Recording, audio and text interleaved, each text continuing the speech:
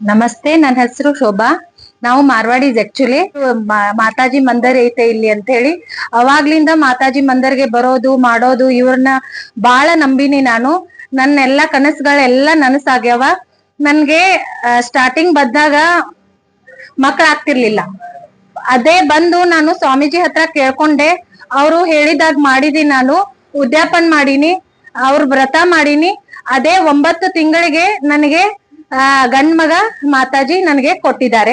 ಅವತ್ಲಿಂದ ನಾನು ತುಂಬಾ ತುಂಬಾ ತುಂಬಾ ಅಂದ್ರೆ ಬಾಳ ನಂಬಿದ್ದೀನಿ ಮಾತಾಜಿನ. ಏನಾದ್ರೂ ಕಷ್ಟ ಬಂದ್ರೆ ಮಾತಾಜಿನ ನೆನೆಸ್ಕೊಂಡ್ ಬಿಡ್ತೀನಿ. ಎಲ್ಲಾ ಮಾತಾಜಿ ನಮ್ಗೆ ಎಲ್ಲಾ ಪರಿಹಾರ ಕೊಟ್ಟಿದ್ದಾರೆ. ಮತ್ತೆ ನಮ್ ತಂಗಿ ಮಗು ಒಂದು ಚಿಕ್ಕ ಮಗು ಇತ್ತು, 1 ತಿಂಗಳ ಮಗು ಇತ್ತು. ಅವ್ರಿಗೆ ಆರಾಮ್ ಇದ್ದಿದ್ದಿಲ್ಲ. ಹಾಸ್ಪಿಟಲ್ ಅಲ್ಲಿ 1 ತಿಂಗಳು ಮತ್ಲೆ ಬಿಮಾರ್ ಇತ್ತು. ನಾನು ಅಲ್ಲಿಂದ ಕೇಳ್ಕೊಂಡು ಇಲ್ಲಿ ಹೇಳಿನಿ, ನಮ್ ತಂಗಿಗೆ ಹೇಳಿ. ಗೋವಾದಾಗಿರ್ತಾರ ಅವ್ರು.